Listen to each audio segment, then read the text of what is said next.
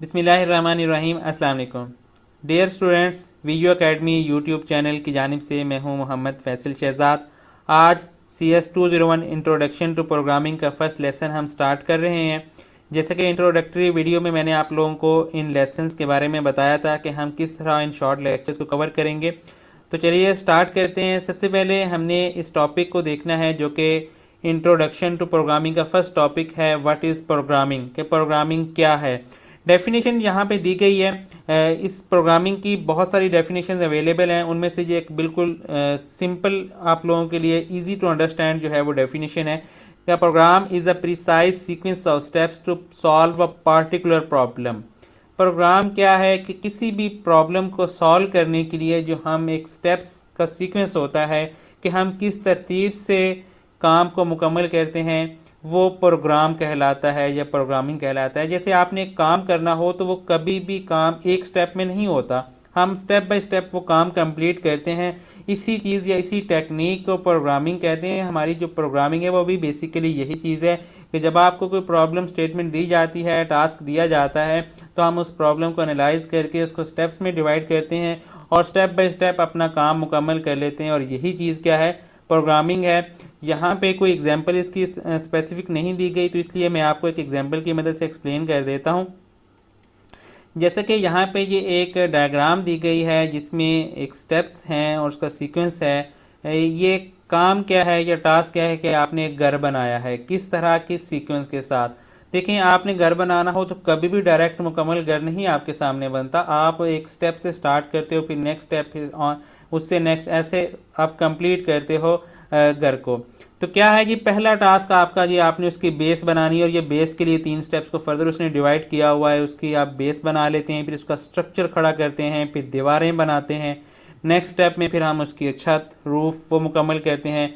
और फिर उसके बाद छत के बाद मेरा ख्याल है कि नेक्स्ट वो इंटीरियर का काम है कि आपने उसके अंदर फर्श या बाकी जो भी काम करना होता है। और ये आपके सामने एक मुकम्मल घर है। इस स्टेप से लेकर इस स्टेप तक आपने यहाँ से खाली आपके पास जगह अवेलेबल थी, आपने वहाँ से स्टार्ट किया फर्स्ट स्टेप से बेस बनाते हुए और स्टेप बाय स्टेप स्ट्रक्चर बनाया, फिर हमने उसके रूफ, छत और फिर उसका ये इंटीरियर का काम, और देन ये हमारे पास एक मुकम्मल घर यहाँ पे अवेलेबल है। तो ये जो सीक्वेंस है स्टेप्स का, ये चीज़ क्या है, यही इसी टेक्निक या इसी काम को हम प्रोग्राम कहते हैं। ये हम डेली लाइफ में कर रहे होते हैं। जिस तरह ये मैं एक एग्जांपल जो कि विजुअली है, अगर ज़ुबानी बताऊं तो बहुत ज़्यादा एग्जांपल्स हैं आपके पास। आप घर में डिफरेंट काम कर रहे होते हैं और हर काम एक डिफरेंट स्टेप से कंप्लीट होता है। तो यही चीज़ प्रोग्रामिंग है। यहाँ पे भी हम इसी चीज़ को देखेंगे। नेक्स्ट, प्रोग्रामिंग के बारे में एक चीज़ यहाँ पे लिखी हुई जो कि बहुत इंपॉर्टेंट है, आपका पढ़ना, इसको समझना चाहिए। और कहता है, it goes against the grains of modern education to teach children a program. What fun is there in making plans, acquiring discipline, organizing thoughts, developing, devoting attention to detail and learning to self critical. ये सारी चीज़ें आपको programming से सीखने को मिलती हैं कि आप प्लान्स बनाते हैं, डिसिप्लिन भी आपके अंदर डेवलप होता है, चीज़ों को ऑर्गेनाइज करते हैं, अपनी सोच को भी ऑर्गेनाइज करते हैं, चीज़ों को आप अटेंशन देते हैं। कोई भी चीज़ है आप उसको इग्नोर नहीं करते, क्योंकि यहाँ पे भी हम जब किसी भी प्रॉब्लम को सॉल्व करते हैं तो हम जब तक उसकी डिटेल अटेंशन नहीं करेंगे फिर हमें समझ नहीं आती। इसी तरह हमारी लर्निंग और क्रिटिकल थिंकिंग, ये सारी चीज़ें हम यहाँ से डेवलप होती हैं। नेक्स्ट एक और स्टेटमेंट है, उसमें भी यही एक्सप्लेन किया हुआ है कि क्रिटिकल स्किल्स डेवलप होती हैं, प्लानिंग आपके अंदर डेवलप होती है, ऑर्गेनाइजिंग, पेइंग अटेंशन, चीज़ों को अटेंशन देना, यही सेम चीज़ें रिपीट कर रहा है वो। नेक्स्ट उसके बाद एक और यहाँ पे स्टेटमेंट है कि प्रोग्रामिंग बेसिकली क्या है कि telling it what to do, कि आपने क्या करना है और कैसे करना है, ये भी आप कह सकते हैं। ये उसके स्टेप्स को हम फॉलो करते हैं। ये बाकी सारी जितनी भी यहाँ पे थ्योरी दी गई आप इसको रीड आउट करें। इसमें से इंपॉर्टेंट चीज़ें जो है वो मैंने पॉइंट आउट कर दी हैं, यहाँ पे हाईलाइट कर दी हैं। आप इनको ज़्यादा फोकस करें, बाकी चीज़ों को जस्ट आप रीड कर सकते हैं। नेक्स्ट हमारे पास जो टॉपिक है वो यह है कि प्रोग्रामिंग इम्पॉर्टेंट क्यों है, वाई प्रोग्रामिंग इज़ इम्पॉर्टेंट।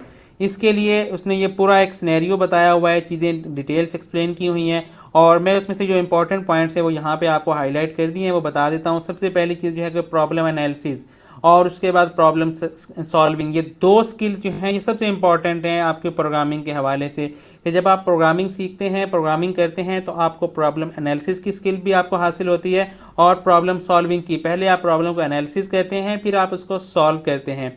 इसी तरह आप चीज़ों को एनालिटिकली देखते हैं, क्रिटिकली देखते हैं, उसको एनालिसिस करते हैं, ये सारी चीज़ें। और इसके बाद क्रिएटिविटी आप में डेवलप हो जाती है कि आप क्रिएटिव एक्टिविटीज़ करते हैं कि आपके सामने जो भी प्रॉब्लम्स आती हैं वो मोस्टली ऐसे होते हैं जो नए काम, नई चीज़ आपको करने के लिए दी जाती है।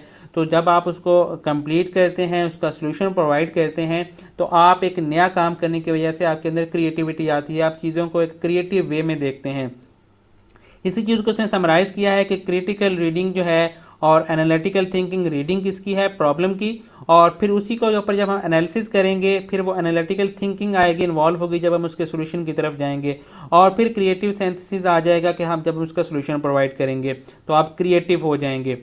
जी, नेक्स्ट है हमारे पास यहाँ पे कि कौन कौन सी स्किल्स आपके लिए रिक्वायर्ड हैं जब आपने प्रोग्रामिंग करनी है, तो किन चीज़ों पे आपने फोकस करना है। यहाँ पे 5 चीज़ें उसने बताई हुई हैं, तो हम वन बाय वन देखते हैं। सबसे पहले जो है वो अटेंशन टू डिटेल है कि पेइंग अटेंशन टू डिटेल, जो भी आपकी प्रॉब्लम स्टेटमेंट हो आपने उसको एनालाइज करना है, उसके ऊपर अटेंशन पे करनी है, उसको केयरफुली और डिटेल के साथ आपने उसको रीड करना है प्रॉब्लम स्टेटमेंट को। प्रॉब्लम को समझेंगे तो हम उसके सोल्यूशन की तरफ जाएंगे। जब आपका प्रॉब्लम ही आपको समझ नहीं आएगा तो हम उसका सोल्यूशन नहीं ले सकते कभी भी।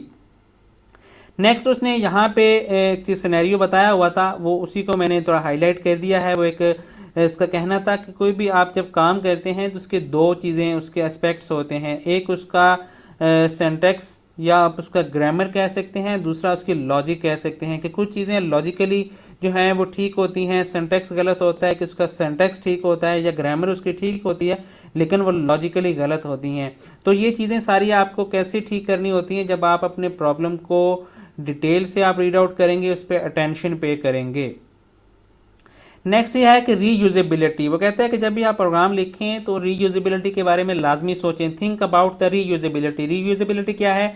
Always keep in the mind that it could be reused some other time, कि आप जब प्रोग्राम लिख रहे हो तो ये सोचें कि मैं दोबारा भी इसको यूज़ कर सकता हूँ किसी और जगह पे। 2 चीज़ें होती हैं, एक तो आप उस प्रोग्राम को कोड को वहीं पे दोबारा रीयूज भी कर रहे होते हैं। ऐसा सिनेरियो भी हमारे सामने होता है कि सेम प्रोग्राम के अंदर या सेम कोड के अंदर भी आप एक स्निपेट ऑफ कोड उसको आप रीयूज कर लेते हैं, या आप ऐसा भी कर रहे होते हैं कि एक काम आज आपने किया है, जैसे ऊपर अभी मैंने एग्जांपल दिखाई है कि पहले आपको ये घर बनाया है, ये देखें घर बनाया, आपने काम किया है, आप इसे थोड़ा सा डिफरेंट घर बनाना चाहते हो तो बहुत सारी चीज़ें आपने जो यहाँ पे की थी वो वहाँ यूज़ हो सकती हैं।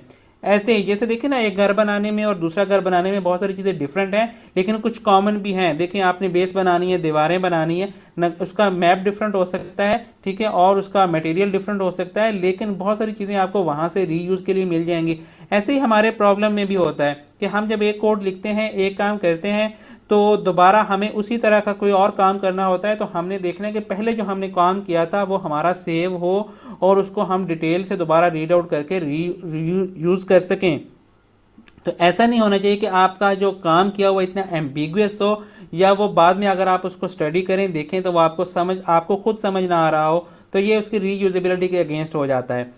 जैसे कि यहाँ पे उसने एक एग्जांपल दिए, ये उसी एक ही प्रॉब्लम के अंदर उसने कोड को या उसको रीयूज़ किया है प्रोग्राम को। वो किस तरह, वो कह रहा है कि यहाँ पे आपने एक रिंग का एरिया फाइंड करना है। रिंग किस तरह बनता है? 2 सर्कल, एक आउटर सर्कल होता है, एक इनर सर्कल होता है, उसका दरमियान का जो हमारा एरिया होता है वो रिंग का एरिया। जिस तरह यहाँ पे ये उसने शो करवाया है, ये पिंक कलर में आउटर सर्कल है और ब्लू कलर में इनर सर्कल है। अगर आउटर सर्कल में से इनर सर्कल माइनस कर दें तो आपके पास एक रिंग बन जाता है। एरिया फाइंड करना है तो क्या करेंगे?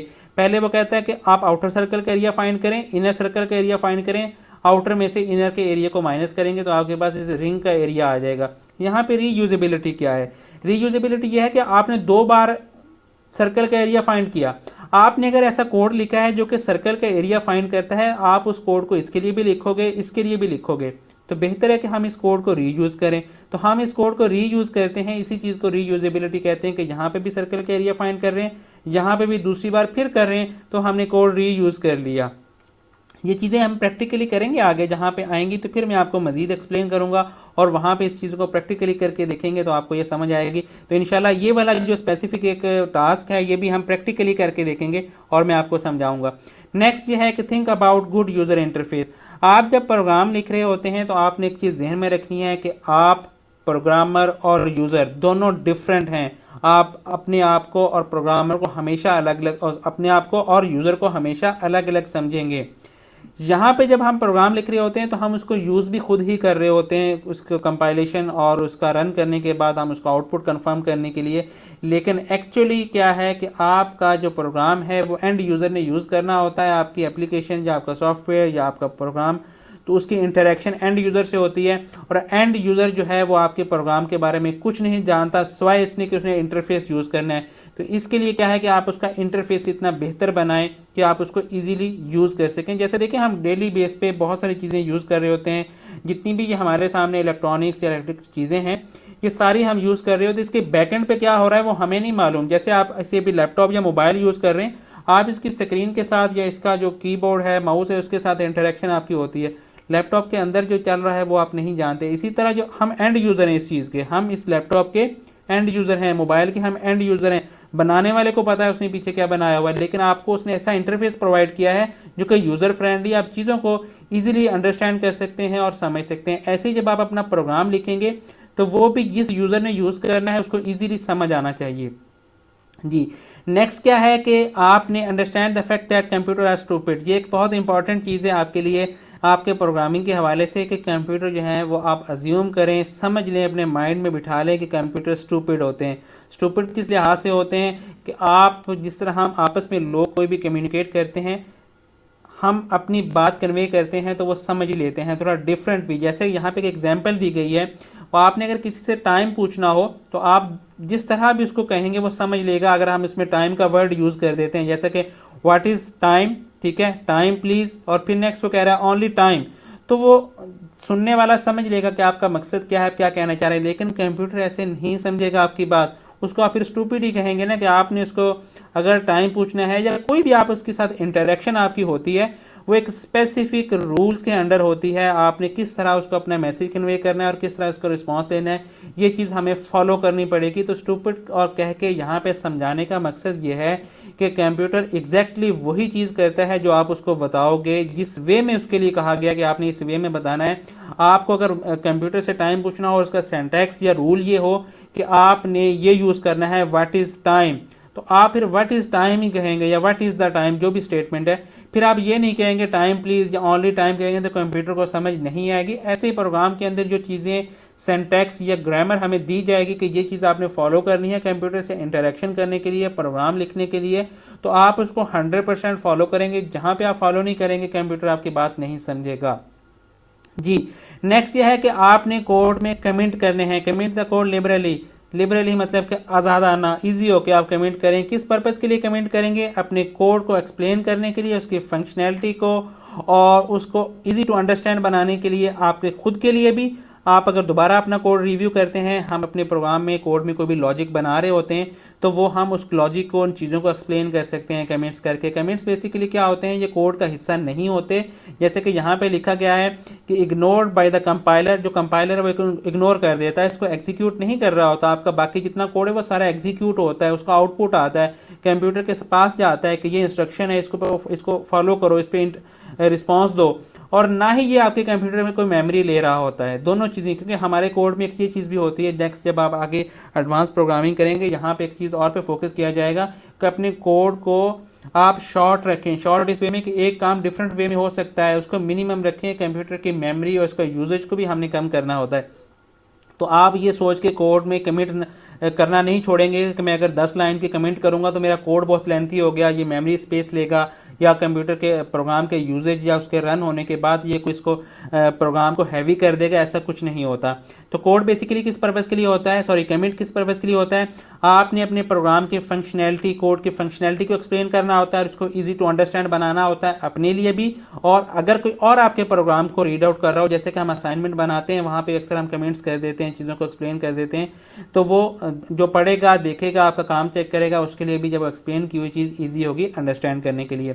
नेक्स्ट क्या है जी, प्रोग्राम डिज़ाइन रेसिपी। कि जब हम कोई भी प्रोग्राम प्रॉब्लम स्टेटमेंट के अगेंस्ट हम कोई डिज़ाइन करते हैं, उसको आप रेसिपी कह सकते हैं, उसको आप डिज़ाइन कह सकते हैं, लॉजिक कह सकते हैं, एल्गोरिथम कह सकते हैं कि आपने एक काम करना है, वो किन स्टेप्स से, किन चीज़ों से आपने उसको कंप्लीट करना है, तो वो चीज़ जो है उसकी रेसिपी भी कहलाती है। तो हमने उसको डिज़ाइन किस तरह करना है, ये भी आपके अंदर एक स्किल डेवलप होनी चाहिए कि आप प्रोग्राम को डिज़ाइन करना या उसकी रेसिपी को डिज़ाइन करना आप सीख सकें। तो नेक्स्ट से उसने कुछ चीज़ें यहाँ पे हाईलाइट की हुई हैं मैंने, ठीक है। A programmer is also very much like a architect, ठीक है, कंपोजर और राइटर। उसके बाद क्रिएटिव पीपल होते हैं, ideas and their heads an blank piece of paper, ठीक है। और यहाँ पे ये सारी चीज़ें एक प्रोग्रामर के अंदर मौजूद होती हैं, क्योंकि आप एक जब प्रोग्रामर के तौर पे आप वर्क करते हैं, जब आप प्रोग्राम लिखते हैं, तो आपको पता होना चाहिए कि आप दूसरे लोगों से बहुत मुख्तलिफ हैं, क्योंकि आपका सारा काम जो है वो इसी चीज़ पे बेस होता है कि आपको प्रॉब्लम सॉल्विंग आनी चाहिए, प्रॉब्लम एनालिसिस आनी चाहिए, आप क्रिएटिव होने चाहिए, आपके पास आइडियाज़ होने चाहिए काम करने के। अगर ये चीज़ें ऑलरेडी नहीं हैं तो जो आपने डेवलप होंगी, आप डेवलप करेंगे तो आप इस फील्ड में कामयाब होंगे, क्योंकि हमारा रोज़ का जो एक वास्ता पड़ेगा इसी तरह की चीज़ों से पड़ता है। नेक्स्ट उसने इसी चीज़ को समराइज़ किया हुआ है, जो भी प्रॉब्लम उसने दिया हुआ था उसको यहाँ पे उसने समराइज़ कर दिया, वो चीज़ें ऑलरेडी हम देख चुके हैं। तो नेक्स्ट चलते हैं, इसको आप रीड आउट कर लीजिएगा, क्योंकि मैं आपका टाइम बचाने के लिए वीडियो को कम से कम रखूंगा और उन चीज़ों को डिस्कस करूंगा जो कि आपके लिए इंपॉर्टेंट है। यहाँ पे उसने एक एग्जांपल दी हुई है कि आपके सामने एक प्रॉब्लम स्टेटमेंट दे दिया और उसने बताया कि आप किस तरह इसको फिर एनालाइज करेंगे और इसके अगेंस्ट डिज़ाइन करेंगे।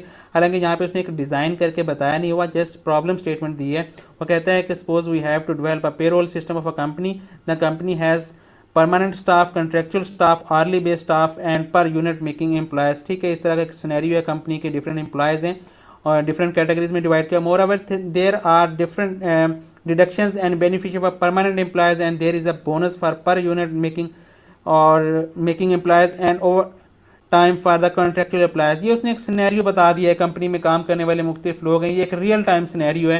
वो कहता है कि आप इसको एनालाइज करें और इसको डिवाइड करें कैटेगरी में, हर कि किस कैटेगरी के बंदे के लिए आपको डिडक्शन करनी पड़ेगी, किस कैटेगरी के बंदे के लिए आपको उसको बोनस देना है, या किसके लिए आपके पास क्या चीज़ अवेलेबल है, बेनिफिट्स क्या हैं उसके। ये इस तरह उसने स्टेप बाय स्टेप उसने उसको डिवाइड करके और उसको एनालाइज किया हुआ है। आपके पास यहाँ पे करने को कुछ नहीं है, क्योंकि ये सारी चीज़ें प्रैक्टिकली होने वाली हैं। जब हम प्रैक्टिकली करेंगे तो हम इनको डिटेल से एनालाइज भी करेंगे और उसके बाद इसके अकॉर्डिंगली हम उसके सोल्यूशन तक भी जाएंगे, तो तब आपको ये चीज़ें क्लियर होंगी। अगर अभी थ्योरी में मैं आपको चीज़ें एक्सप्लेन करूँगा ये कि प्रॉब्लम को, तो जब तक मैं उसका सोल्यूशन नहीं प्रोवाइड करूँगा आपको वो चीज़ कभी भी क्लियर नहीं होगी कि हमने अगर इस चीज़ को एनालाइज किया है, उसके ऊपर हमने फिर अगर डिज़ाइन किया है, उसके ऊपर हमने काम किया है, तो वो क्या आउटपुट क्या आया। क्योंकि अभी हम आउटपुट नहीं ले सकते, जब प्रैक्टिकली प्रोग्रामिंग में आप उस लेवल पे आएंगे तो फिर इंशाल्लाह हम इसको प्रैक्टिकली करके देखेंगे।